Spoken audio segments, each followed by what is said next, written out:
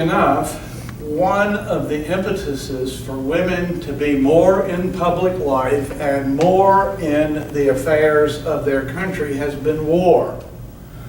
The image that you're seeing right now is from the Second World War, and we have a woman doing a job as a welder. The reason that women did jobs like this was military necessity. At least it was thought that men had to do the fighting. And so many men left jobs and went off to war. That happened in the First World War, it happened in the Second World War. But it was much more important for the workforce in the Second World War. It was a much longer war, and a much larger percentage of the workforce went into it. The males went into the army. And so women of necessity had to do what you might think of as men's jobs, like welding. Here we have what you just saw, a woman doing excellent welding during World War II. This didn't start in World War II, however. Here we have Harriet Tubman, a hero to many of us, who actually in Hampton, during the Civil War, was a nurse for the escaped slave, which we call contraband, and other ill African American people who lived here. Harriet Tubman came here as a nurse, essentially. This is the conductor on the Underground Railroad, which was how many black people escaped slavery going to the north, and we have a little map of them here. Tubman, really important as a public figure, black public figure that most everybody knew at the time of and after the Civil War. Tubman had escaped slavery herself and courageously made like 15 trips back into slave territory, risking her life and her freedom every time to bring out her relatives, their friends, and others. A conductor on the railroad. Here we have a Confederate helper, Nanny Semple, who, from Hampton, worked in the Confederate Treasury Department in Richmond, signing the Confederate bills, a job which women could do. But again, wartime is moving women into more public jobs, into actual work outside the home. That was unusual for women to be outside the home. Even into the middle of the 20th century, it was somewhat unusual. People like Nanny Semple and Harriet Tubman were public figures who were outside the home and who made a real importance. Here we have a First World War poster. Women were not allowed to fight then. In fact, it's not until 2013, believe it or not, docents, that women are allowed full equality as combat soldiers in the great United States Army. But here we have a woman who was helping to fight in the First World War by being in communications, a telephone operator. And in fact, over here we have exactly that uniform, that dress, on loan from the Virginia War Museum. In World War II, and we have several posters, the home front was very important, and women manned the home front, to use a pun. Women were the people who carried the war on here.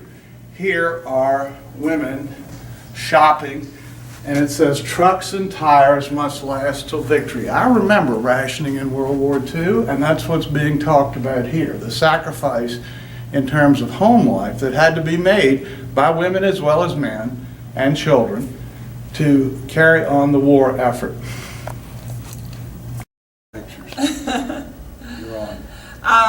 Since this is a section of the exhibit where you can really go to town exploding myths about women, and those myths are still very much alive today, of course, and that is that women don't have very much of a mind or capacity or ability to do science and math and to get involved in the sort of high technology, which of course is the cutting edge of the American economy, and that is a male enclave. Women are beginning to break into fields like engineering and so forth. That, to some extent, myth is beginning to fall. This might be a good place where you can talk about women in education and the fact, if you go down to the end of the timeline, the federal census statistics show that women have caught up with men educationally, and actually they're surpassed men in terms of graduate education. No, not yet. No, not yet. But in terms of undergraduate, they have slightly, and they're very close to catching up with men in terms of graduate education.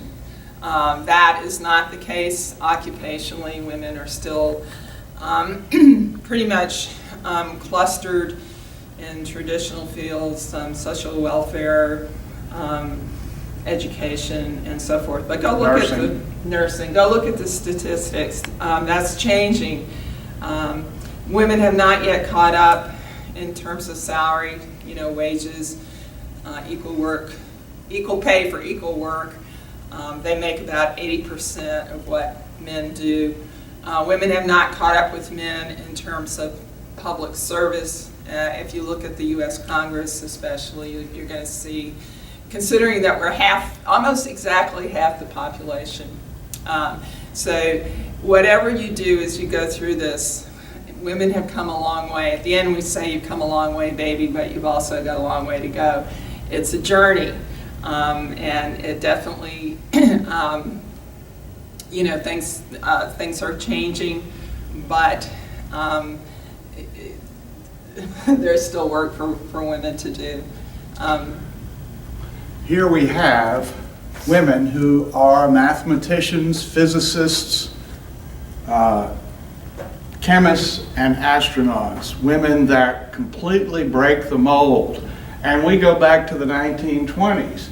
Pearl Young, the first chief technical editor at NACA, now NASA, first NACA, now NASA, was there from the 20s and was chief technical editor for 25 years. The theater at NASA is named for her. Here we have Jerry Cobb, who was a flat first lady astronaut trainee. The astronaut program at first excluded men. In fact, for 40 years it excluded men. And the women wanted to break into that. Surreptitiously, they took the same training as the men and made the same scores, but when the men found out about it, they were barred from the training facilities. Jerry Cobb was one of their leaders, and here she is at the entrance to one of the Mercury capsules that, of course, she could never get in and go up in. Here she is. When you see her, here's a big picture of her over here with a little more information at the bottom. Here we have an African-American mathematician, physicist, Katherine Johnson, who is still alive in her late 90s today, but who was relied upon by all the astronauts to calculate their trajectories. Neil Armstrong would not go down to the moon until he was assured that Katherine Johnson had manually figured his trajectory down and that he could make it and that he could make it back. And he said so. Here's Neil Armstrong right here in training. So, women, thanks to NASA and NACA, which I forgot to say at the beginning, we had an environment here in Hampton where women who were brilliant in technical fields, STEM technology we call it now, came here and came here a lot. In fact, the first woman you saw when we came in, Kitty Joyner, at the entrance, is one of those women engineers. Thank you.